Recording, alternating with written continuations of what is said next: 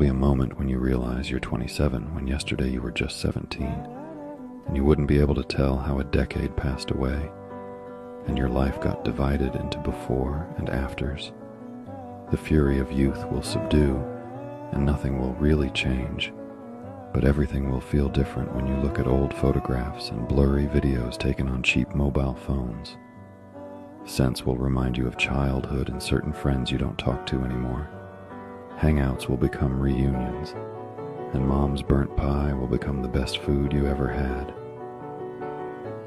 And I know on some days you won't be able to show anything of those 10 years, but I hope you remember to breathe and let go of the knot in your chest.